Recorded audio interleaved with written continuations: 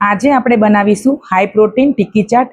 આપણે weight loss કરતા હોઈએ ત્યારે આપણે સારું સારું ખાવાનું મન બહુ થાય, પણ આપણે તળેલું ને એવું નથી ખાઈ શકતા કેમ કે આપણે વેઇટ લોસ જર્નીમાં હોઈએ છીએ। તો આજે આપણે વેઇટ લોસ પણ થશે અને હાઈ પ્રોટીન ડાયટ પણ લઈ શકશું। તો એના માટે મેં અહીંયા 2 કપ ચણાને રાત્રે પલાળી દીધા હતા અને સવારે અત્યારે આપણે બોઇલ કરી લીધા છે। થોડુંક મીઠું એડ કરીને આપણે સરસ એને બોઇલ કરી લેવાના છે। બોઇલ થઈ ગયા પછી આપણે આવું ચોપર હોય એના વડે આપણે ચણાને ચોપ કરવાના છે। આપણે એને એકદમ મેંદા જેવા નથી કરવાના મેશ, એને અધકચરા ચોપ થાય ને એ ટાઈપના આપણે ચોપરમાં એને ચોપ કરીશું। તમને વિડીયોમાં બતાવું, જુઓ આ ટાઈપનું દરદરું સ્ટ્રક્ચર હોય ને એ ટાઈપના જ કરવાના છે, વધારે નથી કરવાના।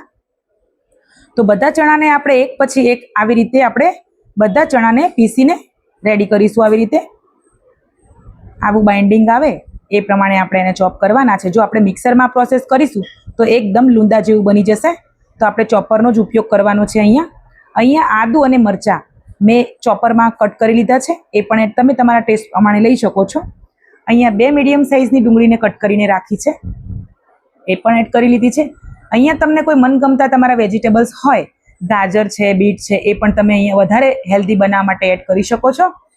થોડાક આપણે અહીંયા ધાણા એડ કરીશું, ટેસ્ટ પ્રમાણે મીઠું એડ કરીશું, મરચું પણ એડ કરીશું, અડધી ચમચી હળદર પાવડર, ધાણા જીરું પાવડર પણ આપણે અહીંયા એડ કરીશું। મસાલા અહીંયા મેં જે પણ એડ કર્યા છે એ તમારે તમારા ટેસ્ટ પ્રમાણે એડ કરવાના છે। 1 ચમચી મેં અહીંયા ગરમ મસાલો એડ કર્યો છે, 2 ચમચી મેં અહીંયા આમચૂર પાવડરનો ઉપયોગ કર્યો છે। જો તમારી પાસે આમચૂર પાવડર ના હોય તો તમે લીંબુનો પણ ઉપયોગ કરી શકો છો। અહીંયા 2 ચમચી મેં અહીંયા ચણાના લોટનો ઉપયોગ કર્યો છે, જેથી કરીને બાઇન્ડિંગ ખૂબ સારું રહે છે ને ટિક્કીનું ટેક્સચર પણ સારું આવે છે। તો આપણે હાથ વડે જ આ પ્રોસેસ કરવાની છે, આપણે લોટ બાંધતા હોય એ રીતે આપણે આને મિક્સ કરવાનું છે। તો બાઇન્ડિંગ સરસ આવી જાય ત્યાં સુધી આપણે આને મિક્સ કરતા રહીશું। આ રીતે આપણે ટિક્કી બનાવીએ તો બાળકો પણ ખૂબ પસંદ કરે છે અને હેલ્ધી પણ છે શરીર માટે, વેઇટ લોસ માટે તો ખૂબ જ સરસ રેસીપી છે। આવી રીતે ટિક્કી બનાવી લે। જો સાઈડમાં ક્રેક આવતી હોય તો હાથ વડે આપણે એને ફિનિશ કરી લેવાની છે। તો આવી રીતે બધી ટિક્કી બનાવીને મેં એક પછી એક રેડી કરી લીધી છે। તો ટિક્કીને આપણે ડીપ ફ્રાય નથી કરવાની, ટિક્કીને આપણે સેલો ફ્રાય કરીશું। જો તમારી પાસે માઇક્રોવેવ ઓવન હોય અથવા તો એર ફ્રાયર પણ તમે કરી શકો છો। તો હું અહીંયા તમને નોર્મલ રીતે બતાવું છું, જે હર કોઈ કરી શકે। અહીંયા આપણે 1 ચમચી જેટલું ઓઇલ લઈ લેવાનું છે તવામાં અને આપણે આવી રીતે ટિક્કીને સેલો ફ્રાય કરી લેવાની છે। તો ધીમા જ ગેસે આપણે આ પ્રોસેસ કરીશું, હાઈ નથી રાખવાનો ગેસને, બિલકુલ ધીમા જ ગેસે આપણે પકાવીશું તો અંદર સુધી સરસ પાકશે અને એકદમ ઉપરથી એકદમ ક્રિસ્પી બનીને તૈયાર થશે। હું વિડીયોમાં તમને આગળ બતાવીશ, પૂરો વિડીયો જોજો, વિડીયોને સ્કીપ ના કરતા। હાઈ પ્રોટીન ડીશ છે, ખાવાની ખૂબ જ મજા આવે છે અને હેલ્ધી છે। તો જો આપણી ટિક્કી સરસ અહીંયા શેકાઈ ગઈ છે તો આપણે એને પ્લેટમાં લઈ લઈશું। 1 જ ચમચી ઓઇલમાં આપણે ટિક્કી આપણી શેકાઈને રેડી થઈ ગઈ છે। તો હવે આપણે એને ચાટનું ફોર્મ આપીશું।